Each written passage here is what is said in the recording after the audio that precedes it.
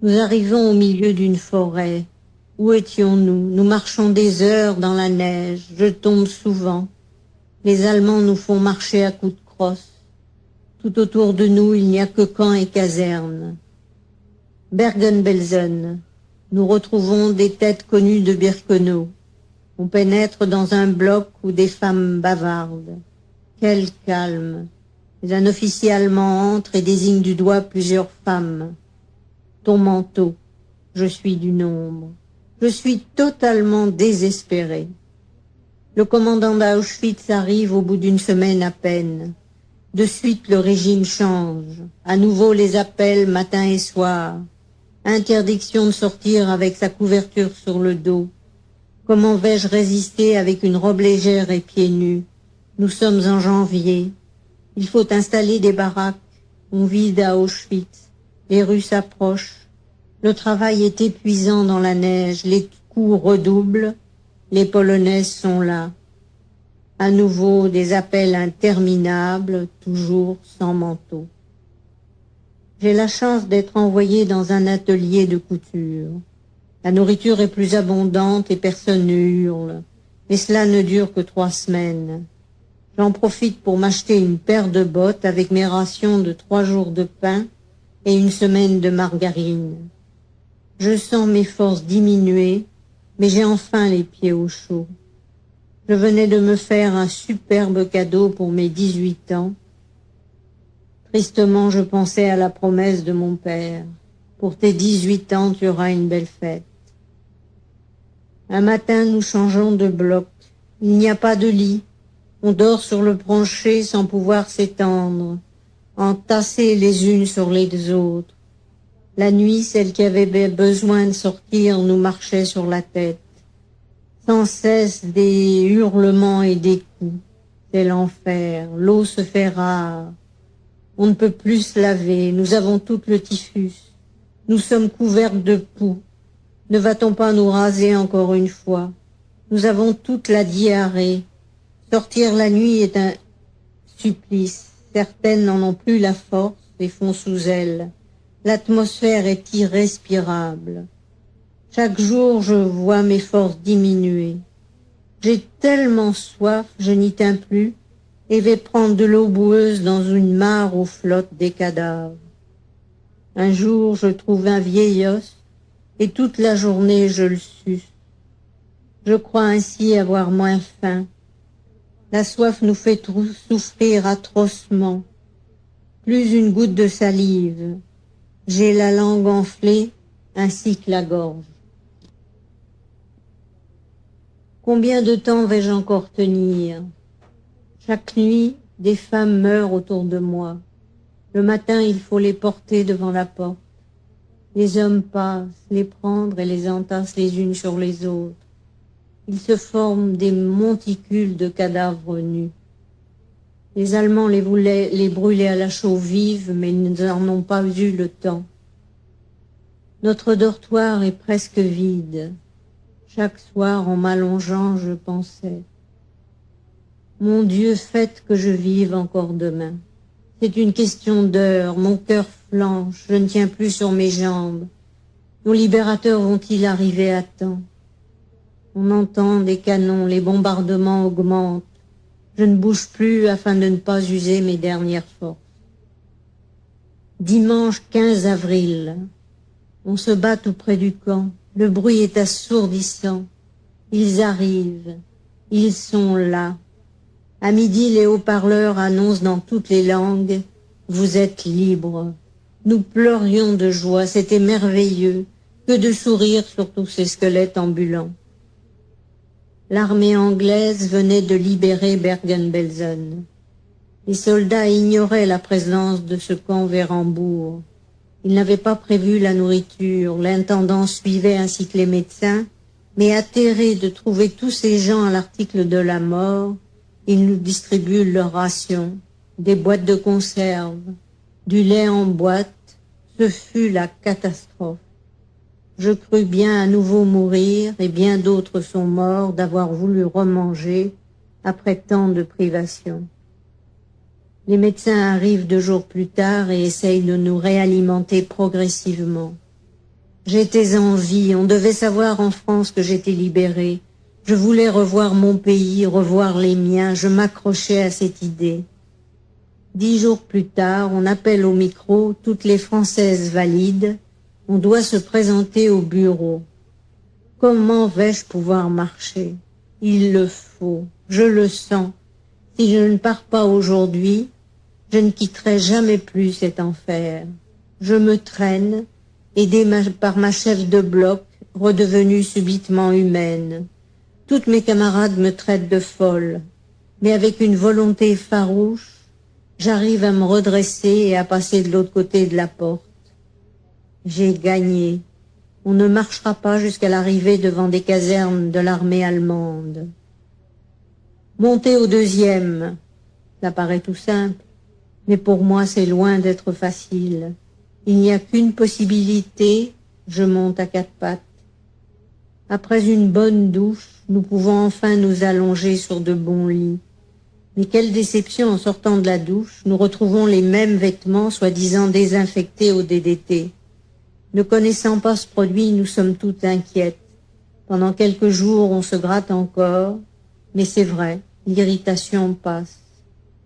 À cause du typhus, nous devons rester en quarantaine. Les forces reviennent. Notre principale occupation était de trouver du ravitaillement. Pour cela, nous allons dans les fermes. Les Allemandes pleurent en nous disant qu'elles n'ont plus rien. Un homme arrive, force la porte de leur cuisine et nous fait servir la superbe omelette préparée pour le déjeuner. Un camp de prisonniers français était proche de nous. Avant la libération, ils ignoraient notre présence. Dès que ce fut possible, ils vinrent nous réconforter moralement et nous apporter tout le ravitaillement possible. N'étant pas en quarantaine, ils furent vite rapatriés. Ils prennent du courrier pour nos familles. Beaucoup ignoraient s'il y aurait encore des survivants. Des familles entières avaient été exterminées. Que sera Paris à mon retour? Nous venions de trouver des pommes de terre en revenant avec notre lourd chargement.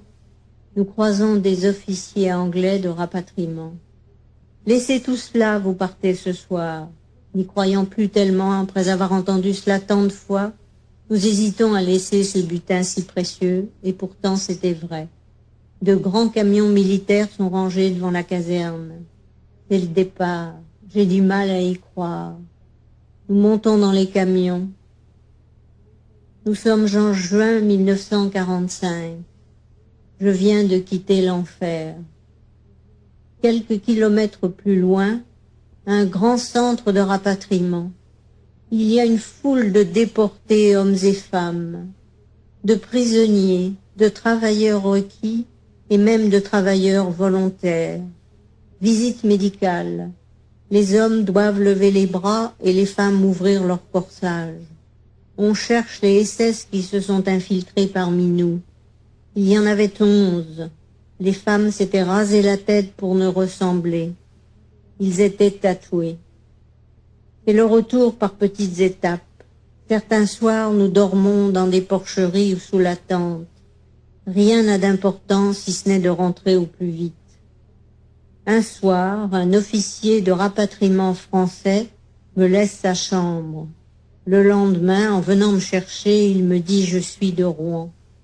Il y était 3 jours plus tôt et avait entendu parler d'un Holstein qui était de retour. Je ne tenais plus en place, il fallait que je rentre au plus vite. Était-ce possible que mon père soit à la maison? Je ne pouvais plus dormir ni rien avaler, c'était la course contre la montre. À chaque départ, je me faufile au milieu des appelés. On me laisse partir, j'ai l'air d'une enfant de 12 ans. Peut-on contrarier un petit bout de bonne femme à l'air si décidé? J'ai battu le record de vitesse, Bergen-Belsen-Paris en 5 jours. On traverse la frontière, tout le monde chante la Marseillaise en pleurant de joie. Nous venions de traverser la Belgique. Dernière étape, Valenciennes-Paris, gare du Nord, par le train. Il y a foule sur le quai. Les uns sachant qu'un prisonnier doit arriver d'Allemagne. Les autres venant à chaque convoi espérant retrouver soit un mari, soit un enfant, soit un parent. Des centaines de gens m'entourent. Vous venez d'Auschwitz, de Bergen-Belsen, vous connaissez mon fils, mon mari, mon frère, mes parents. Y a-t-il beaucoup de survivants? Heureusement, un officier vint au-devant de moi et me dit les larmes aux yeux. Venez mon petit, vous allez dormir à l'hôtel Lutetia. Ce n'est pas possible, je suis à quelques centaines de mètres de chez ma grand-mère, ni rien ni personne ne m'empêchera de rentrer chez moi. Je tiens à peine sur mes jambes, il me confie un jeune scout venant chaque nuit accueillir des rapatriés. Une voiture de pompiers s'arrête et me voyant si faible me dépose devant la porte. 3 heures du matin.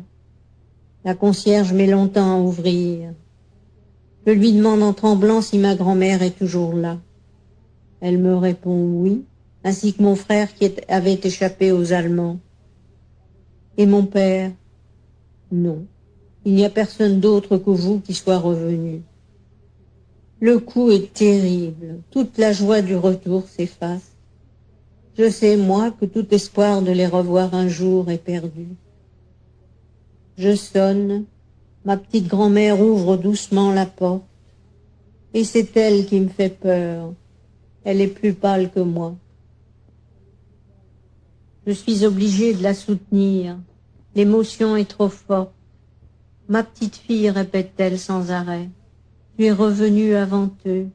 J'avais si peur, ils t'avaient confié à moi. Je vis immédiatement qu'elle attendait mes parents et ne dit rien. Je retrouve mon frère, on se regarde, mais il nous est impossible de prononcer une parole, et pourtant tant de questions sont sur nos lèvres. Le lendemain, je dois me présenter à l'hôtel Lutetia. Je ne suis plus le numéro A16727, dénommé Sarah. Je suis Denise Holsten, née à Rouen le 6 février 1927, nationalité française. J'ai retrouvé mon identité, mais pas mes parents. Je dois reprendre ma vie de jeune fille civilisée. Autour de moi, tout m'étonne. J'écoute et je regarde, mais je reste muette. Qui pourrait imaginer le degré de barbarie des nazis? Peut-on croire qu'à l'arrivée dans les camps, des milliers de personnes montaient dans des camions pour être emmenées à la douche? Au mur de grands panneaux, rangez bien vos affaires pour les retrouver en sortant. Ils en verrouillent les portes, et au lieu de l'eau, ce sont les gaz qui asphyxient ces malheureux. Quand les hurlements s'arrêtent, on ouvre les portes. Des déportés coupent les cheveux, arrachent les dents en or à coups de marteau. D'autres découpent les tatouages pour la femme du commandant qui aime en faire des abat-jours. On met les lunettes et les bijoux dans de grands paniers. Ensuite, les corps sont brûlés.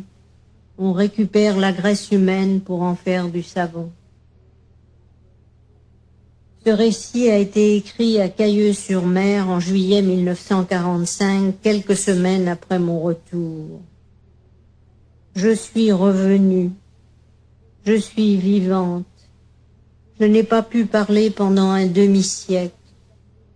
Mais maintenant, j'ai envie de crier au monde. N'oubliez pas, ne les oubliez pas. Cela fait partie de notre histoire contemporaine. Dans quelques années, il n'y aura plus de survivants. Heureusement, des écrits et des photos resteront à jamais.